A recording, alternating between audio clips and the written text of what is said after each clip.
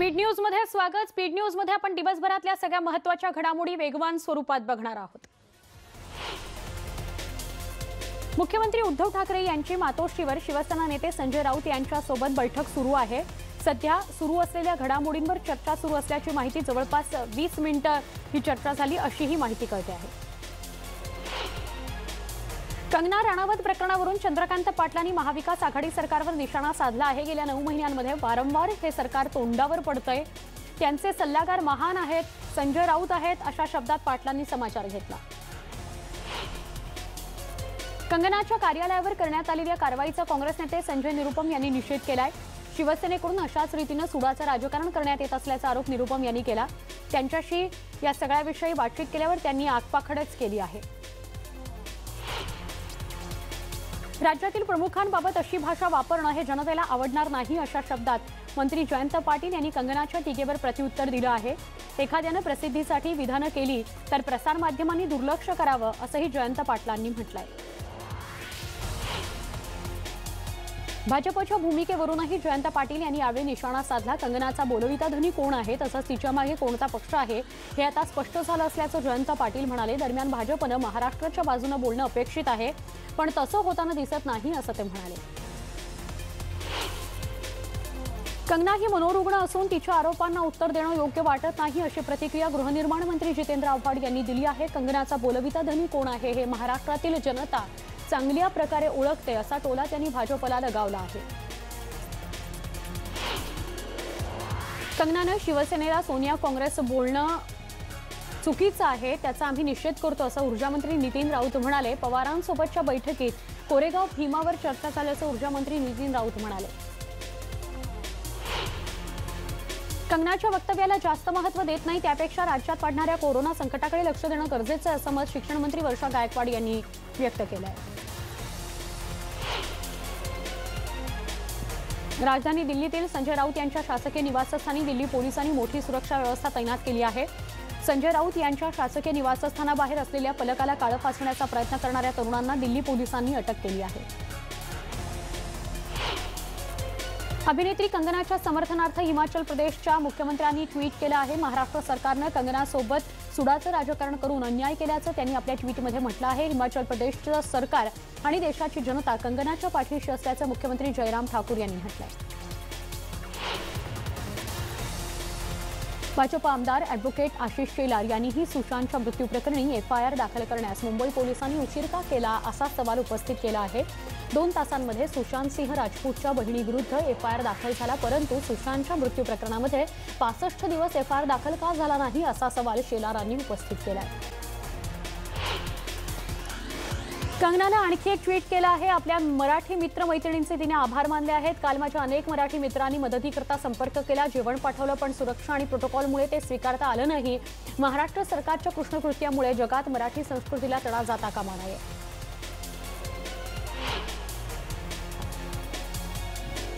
मुंबई महापालिकेची दुटप्पी भूमिका समोर आली आहे। कंगनाला दम तर मनीष मल्होत्रावर मात्र दया अशी भूमिका आता उघड झाली आहे। कंगनाच्या ऑफिस शेजारीच मनीष मल्होत्राचं ऑफिस आहे। एकाच दिवशी दोघांना नोटीस बजावण्यात आली मात्र मल्होत्राच्या कार्यालयावर कारवाई झाली नाही त्यामुळे बीएमसीच्या भूमिकेवर प्रश्नचिन्ह उपस्थित होत आहे। कंगनाच्या मुंबईतील कार्यालयाची पालिकेच्या पथकाकडून तोडफोड करण्यात आली होती। या कार्यालयाची कंगनाची बहीण रंगोली हिनं पाहणी केली। पालिकेकडून करण्यात आलेल्या या तोडफोडीवर कंगनाकडून तीव्र प्रतिक्रिया दिली गेली आहे। पालिकेकडून सूडबुद्धीनं कारवाई केल्याचा आरोप कंगनानं केलाय।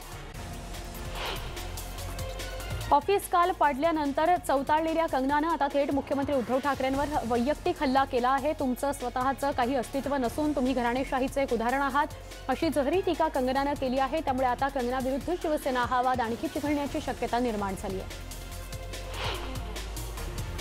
कंगनानं शिवसेनेवर जहरी टीका केली आहे। सत्तेसाठी शिवसेना ही सोनिया सेना झाली असल्याचं कंगनानं म्हटलं आहे। शिवसेनेनं सत्तेसाठी बाळासाहेबांचा विचार सोडला असंही कंगनानं यावेळी म्हटलंय। इतकंच नाही तर माझं घर पालिकेनं नाही तर गुंडांनी तोडलंय असं म्हणत कंगनानं शिवसेनेवर निशाणा साधलाय।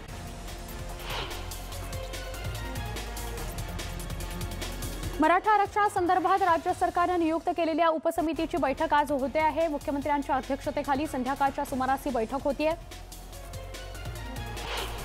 मराठा आरक्षणासंदर्भात सुप्रीम कोर्टाने दिलेला अंतरिम आदेश अनपेक्षित धक्कादायक असल्याची प्रतिक्रिया मंत्री अशोक चव्हाण यांनी दिली आहे। दरम्यान सोमवारी या संदर्भातील अंतरिम आदेश मागे घेण्याची विनंती अर्जाद्वारे सरन्यायाधीशांकडे करणार असल्याचं मराठा आरक्षण विषयक मंत्रिमंडळ उपसमितीचे अध्यक्ष अशोक चव्हाण यांनी केली आहे। मराठा आरक्षण प्रकरणावरून भाजप प्रदेशाध्यक्ष चंद्रकांत पाटील यांनी सार्वजनिक बांधकाम मंत्री अशोक चव्हाणांवर हल्लाबोल केलाय। मराठा आरक्षण प्रकरण घटनात्मक खंडपीठाकडे वर्ग करणं हा नैतिक विजय असल्याचा चव्हाण यांचा दावा हास्यास्पद असल्याची टीका पाटलांनी केली आहे। कंगना राणावत प्रकरणामध्ये सरकार तोंडावर आपटल्याचंही पाटील म्हणाले। राज्यातील मराठा आरक्षणाला सर्वोच्च न्यायालयानं स्थगिती दिल्यामुळे एका उच्च शिक्षित तरुणानं तहसील कार्यालयाच्या प्रांगणात विष पिऊन आत्महत्या करण्याचा प्रयत्न केला। सकाळी 11:30च्या सुमारास ही धक्कादायक घटना घडली आहे। बोरगाव इथल्या किशोर कदम या 25 वर्षाच्या तरुणानं आत्महत्येचा प्रयत्न केला। मराठा आरक्षणाचा वाद पुन्हा पेटताना दिसतोय। मराठा क्रांती मोर्चा समन्वयकांची नाशिकमध्ये बैठक पार पडली। यावेळी आगामी आंदोलकांची रणनीती ठरवण्यात आल्याची माहिती आहे। दरम्यान राज्य सरकारला 3 दिवसांचं अल्टिमेटम देण्यात आलं आहे। विद्यार्थ्यांकरता दिलासादायक बातमी आहे। विद्यार्थ्यांना सरावासाठी आता प्रश्नसंच देण्यात येणार असल्याची माहिती उच्च आणि तंत्र शिक्षण मंत्री उदय सामंत यांनी दिली आहे। ट्विटरवरून त्यांनी ही माहिती दिली। राज्यात दिवसभरात 23,816 नव्या रुग्णांची भर पडली आहे। 325 कोरोना रुग्णांचा मृत्यू झाला आहे तर दिवसभरात 13,906 रुग्ण बरे होऊन घरी गेले आहेत। मुंबईतील रुग्णवाढीचा दर दिवसेंदिवस वाढतच असून गेल्या 5 महिन्यांमधील सर्वाधिक रुग्णांची नोंद बुधवारी झाली। दिवसभरात मुंबईत 2,227 नवे रुग्ण आढळले असून 43 जणांचा मृत्यू झाला आहे। एकूण मृतांचा आकडा 8,000च्या जवळ पोहोचला आहे। मुंबईतील रुग्णांची संख्या पुन्हा वाढू लागली असून सप्टेंबरच्या पहिल्या 9 दिवसांमध्येच रुग्णांची संख्या 15,000च्या पुढे गेली आहे। बीडच्या अंबेजोगाईमध्ये धक्कादायक घटना आहे। एकाच सरणावर 8 मृतदेहांवर अंत्यसंस्कार करण्यात आले आहेत। या घटनेनंतर अंबेजोगाई नगरपालिकेने कर्मचाऱ्यांचा अभाव असल्याचं कारण पुढे केलं आहे। तसंच कोविडमुळे मृत्यू झालेल्यांसाठी एकच स्मशानभूमी असल्याचं त्यांनी यावेळी सांगितलं। नवी मुंबई महापालिकेमध्ये व्हेंटिलेटर खरेदीवरून भाजप आमदार गणेश नाईक आणि मनपा आयुक्त अभिजित बांगर यांचे आरोप प्रत्यारोप यांच्यात सुरू झालेत। मनपाच्या रुग्णालयात बसवण्यात आलेले व्हेंटिलेटर्स दुय्यम दर्जाचे असल्याचा आरोप भाजप आमदार गणेश नाईक यांनी केलाय। तर हे सगळे व्हेंटिलेटर्स शासनाच्या मान्यतेने घेण्यात आल्याचं पालिका आयुक्त अभिजित बांगर यांनी म्हटलं आहे। पुण्यामध्ये कोरोना रुग्णांची संख्या कमी होण्याचं नावच घेत नाही। काल दिवसभरात पुण्यात 2078 नवे पॉझिटिव्ह रुग्ण आढळले आहेत तर पुण्यामध्ये 64 कोरोना बाधितांचा मृत्यू झाला आहे। एकीकडे कोरोना रुग्णांची संख्या वाढत असली तरी कोरोना रुग्ण बरे होणाऱ्यांची संख्या लक्षणीय आहे। पुणे जिल्ह्यातील मंचर गावामध्ये एकाच दिवशी तब्बल 176 कोरोना रुग्ण आढळून आले आहेत। देशात एखाद्या गावात एकाच दिवशी एवढ्या मोठ्या प्रमाणात कोरोना रुग्ण सापडण्याची ही बहुतेक पहिलीच घटना असावी। पुणे जिल्ह्यातील मंचर हा कोरोनाचा नवा हॉटस्पॉट बनला आहे। पुण्यामध्ये रुग्णसंख्या वाढण्यामागे दुचाकीचं कारण असल्याचं बोललं जात आहे। खुद्द महापालिका आयुक्तांनीच ही शक्यता व्यक्त केली आहे। महापालिकेचे आयुक्त विक्रम कुमार यांनी ही शक्यता वर्तवली आहे। येरवडा कारागृहातून 2 कोरोना पॉझिटिव्ह कैदी पळाल्याची माहिती समोर येते। त्यामुळे पोलीस प्रशासनाची झोप उडाली आहे। दोन्ही कैद्यांचा शोध आता घेण्यात येतोय। अनिल वेताळ आणि विशाल खरात हे असं पळून गेलेल्या कैद्यांचं नाव आहे।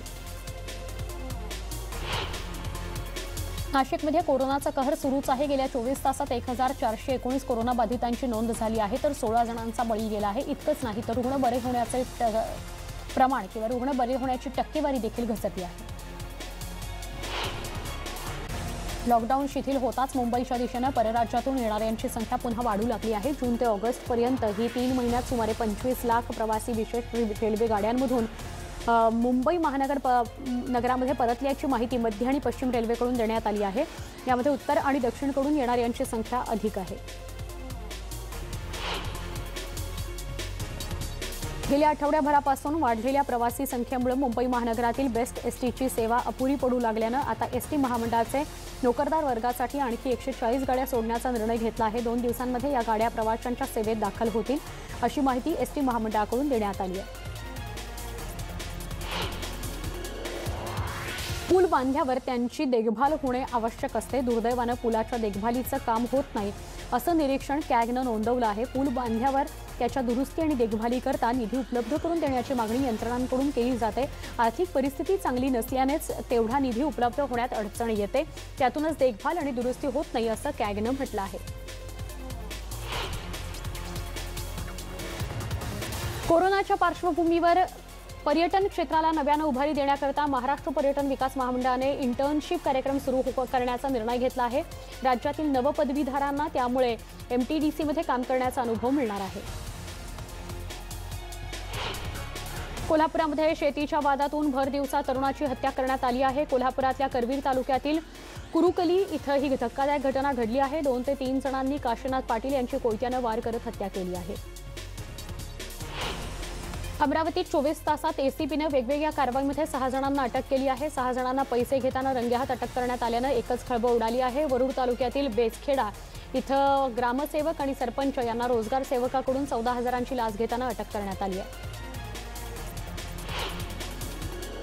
नागपूर औरंगाबाद या महामार्गावर झालेल्या अपघातात 1 जण ठार तर 1 जण गंभीर जखमी झाला आहे। मोटरसायकल आणि पिकअपची धडक बसल्यानं हा अपघात झाला आहे। रस्त्यावरील खड्ड्यांमुळे अपघात होत असल्यानं चांडस नजीक ग्रामस्थांनी रास्ता रोको देखील केला। या आंदोलनामुळे वाहनांच्या लांबच लांब रांगा लागल्या होत्या। बातम्या राफेल संदर्भातल्या राफेल लढाऊ विमानाचा औपचारिकरित्या भारतीय हवाई दलामध्ये दाखल झाला। यावेळी अंबाला वायुदल तळावर दिमागदार सोहळा पार पडला। या सोहळ्यामध्ये 5 राफेल विमानं हवाई दलामध्ये दाखल झाली। पारंपरिक सर्वधर्म पूजा करून राफेल लढाऊ विमानाला वायुदलाच्या ताफ्यात सहभागी करून घेण्यात आलं। दरम्यान भारतीय वायुदलाच्या 14 स्क्वॉड्रन गोल्डन एरोच्या हातात राफेलचा वापर आणि देखभालाची जबाबदारी सोपवण्यात आली आहे। संरक्षण मंत्री राजनाथ सिंह यांनी यावेळी चीनला इशारा दिला आहे। सीमेवर ज्या पद्धतीचं वातावरण तयार झालंय किंवा तयार करण्यात आलंय ते पाहता राफेल हवाई दलात सामील होणं महत्त्वाचं आहे असं राजनाथ सिंह म्हणाले। राफेल गेम चेंजर आणि मल्टी रोल कॅपॅसिटी सोबत शत्रूला धडा शिकवण्याकरता सक्षम असल्याचं राजनाथ सिंह यांनी म्हटलंय।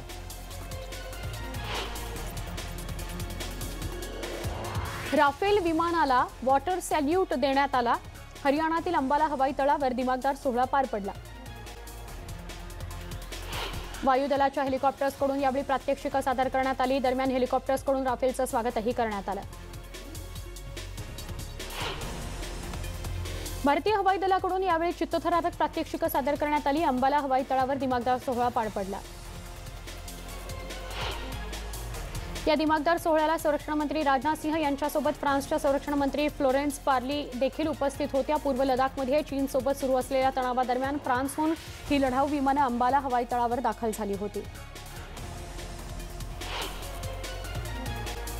फ्रान्सच्या संरक्षण मंत्री फ्लोरेन्स पार्ली यांचं आज सकाळी नवी दिल्ली विमानतळावर आगमन झालं। राफेल सोहळ्याकरता पार्ली यांची विशेष उपस्थिती होती।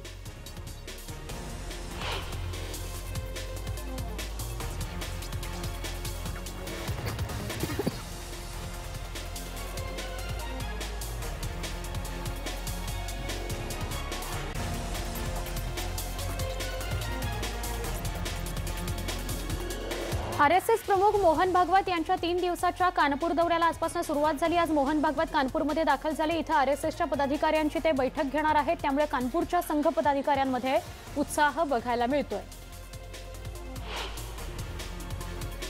उत्तर प्रदेशच्या गोरखपूरमध्ये काँग्रेस कार्यकर्ते रस्त्यावर उतरले होते। बेरोजगारी विरोधात काँग्रेस कार्यकर्त्यांनी थाळी वाजवून आंदोलन केलं। यावेळी सरकारविरोधात जोरदार घोषणाबाजी करण्यात आली। गोरखपूर इथल्या काँग्रेस कार्यालयाबाहेर कार्यकर्त्यांनी जोरदार निदर्शनं केली।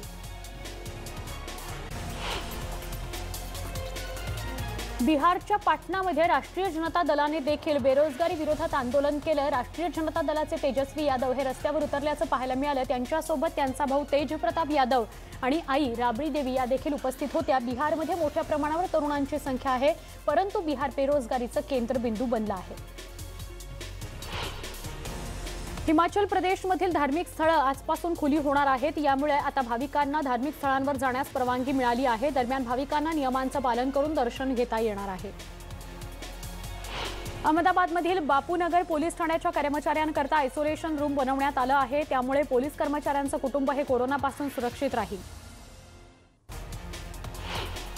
आंध्र प्रदेशातल्या पेंगोलू इथं एक खासगी बस वराहा या नदीत कोसळली। बसवरील नियंत्रण सुटल्यानं पुलाचा कठडा तोडून ही बस नदीत कोसळली। या अपघातात 3 जण जखमी झालेत। उत्तर प्रदेशच्या बहराईचमध्ये एका बिबट्यानं 5 वर्षाच्या चिमुकलीवर हल्ला केला। या हल्ल्यात चिमुकली गंभीररीत्या जखमी झाली आहे। चिमुकलीवर आता रुग्णालयात उपचार सुरू आहे। देशातील 5 महिन्यांमध्ये 94 लाखांहून अधिक लोकांनी आपल्या रोजच्या गरजा भागवण्याकरता पीएफ अर्थात भविष्य निर्वाह निधीमधून 35,000 कोटींची रक्कम काढल्याचं समोर आलंय। आता बँकांनी ठेवीवरच्या व्याजदराला कात्री लावली आहे। आयसीआयसीआय बँकेनं हा निर्णय घेतला असून 91 ते 184 दिवसांच्या मुदत ठेवीवर आता केवळ 3.50% इतकंच व्याज मिळणार आहे, तर 30 ते 90 दिवसांच्या ठेवीवर फक्त 3% व्याज मिळणार आहे। अभिनेत्री नोरा फतेही डान्स रियालिटी शो मध्ये परीक्षक म्हणून दिसणार आहे। नोरा इंडियाज बेस्ट डान्सर या शो मध्ये परीक्षक म्हणून भूमिका बजावणार आहे। अभिनेत्री दीपिका पदुकोण या आठवड्यापासून शूटिंगला सुरुवात करते आहे। शकून बत्रा यांच्या चित्रपटाकरता शूटिंग आहे। दीपिका 11 सप्टेंबरला गोव्यात जाणार आहे।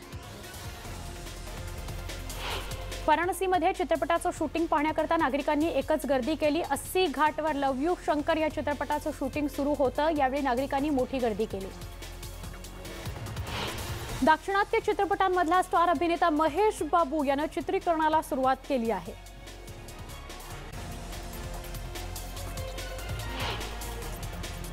या होत्या सगळ्या स्पीड न्यूज बुलेटिनमध्ये इथेच थांबतोय। ताज्या घडामोडींसाठी काही क्षणात भेटतोय। पहा फक्त न्यूज 18 लोकमत।